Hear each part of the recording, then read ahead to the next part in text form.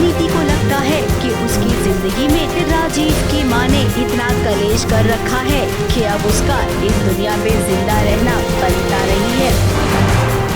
और तो और नीति ने अपनी माँ से मिलकर एक और चाल चली है। मर्डर तो माँ बेटी मिलके करेंगे, लेकिन इल्जाम आएगा परी पर।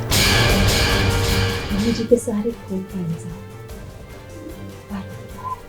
अब देखिए माता का जगराता चल रहा है। माता के जगराते पर भला ऐसी गंदी सोच कौन रखता है। वहाँ की लाइट्स को थोड़ी देर के लिए जला दीजिए। ऐसा लगना चाहिए कि लाइट्स नहीं काम कर रही।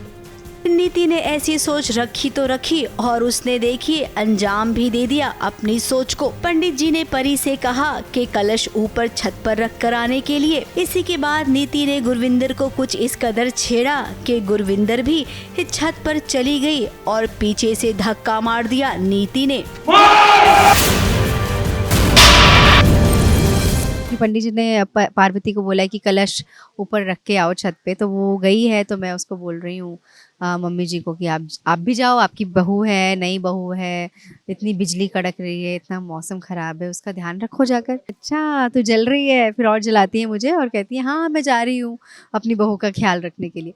सो वो चली जाती हैं और मेरा तो मकसद ही यही था कि वो चली जाए छत पर, तो वो पूरा हो जाता है। और मैं अपनी मम्मी के साथ मेरा एक प्लान है, उनको इशारा करती हूँ और वो समझ जाते हैं कि क्या करना है। अब ये क्लाइमेक्स होने वाला है।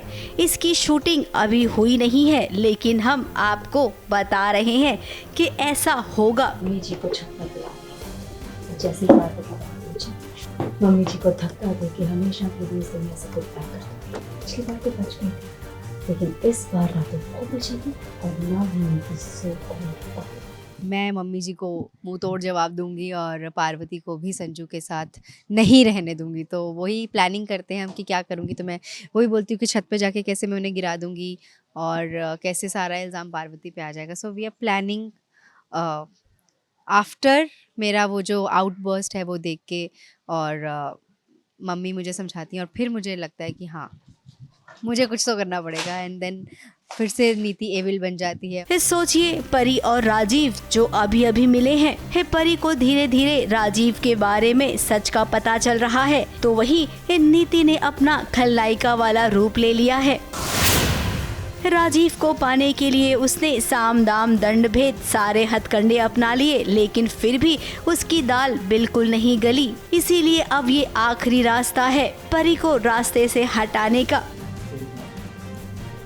अब माता रानी का आशीर्वाद हमेशा से परी पर रहता है, तो इस बार भी जब माता का जगराता हो रहा है तो आपको क्या लगता है माता का आशीर्वाद परी पर होगा ना?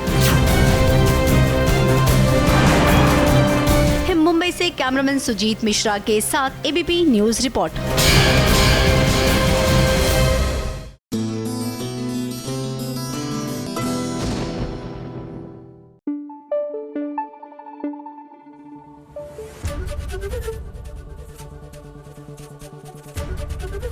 एबीपी न्यूज आपको रखे आगे।